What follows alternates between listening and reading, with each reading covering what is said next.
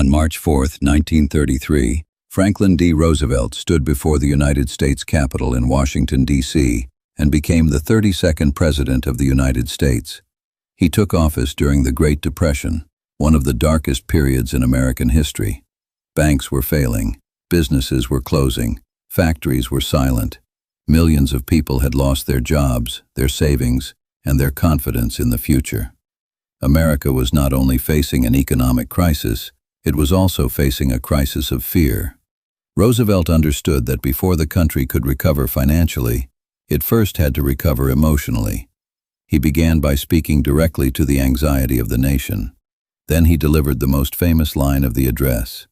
"The only thing we have to fear is fear itself." Roosevelt was not saying that the country had no real problems. The suffering was severe. His point was that panic could make the crisis worse. Fear could cause people to withdraw their savings from banks. It could stop consumers from spending, prevent businesses from investing, and convince the public that recovery was impossible. His first lesson was simple. Fear becomes dangerous when it controls our decisions.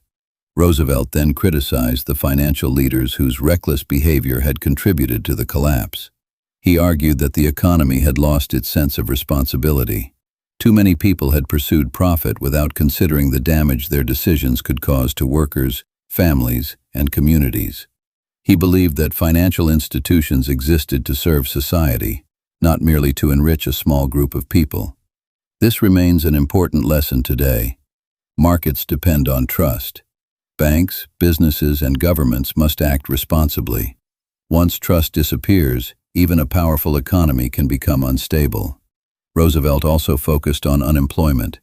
He understood that work was about more than money. A job could provide dignity, independence, confidence, and purpose. For that reason, he believed the government had to take an active role in helping people return to work.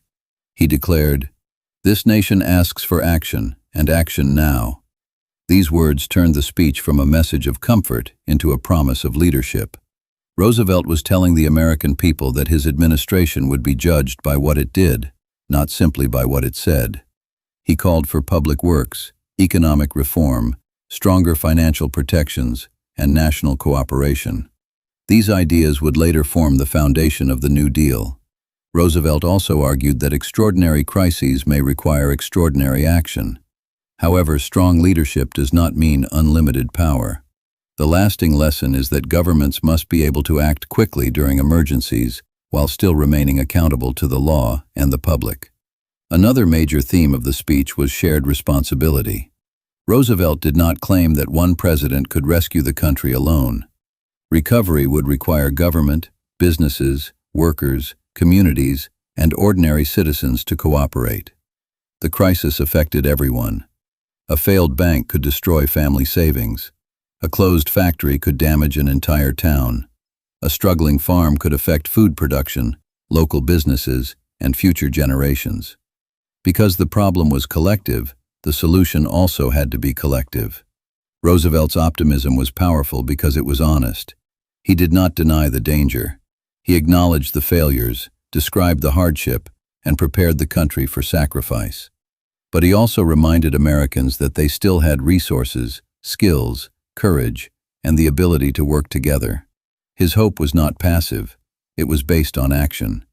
More than 90 years later, the speech still offers several important lessons. Fear must not control decision-making.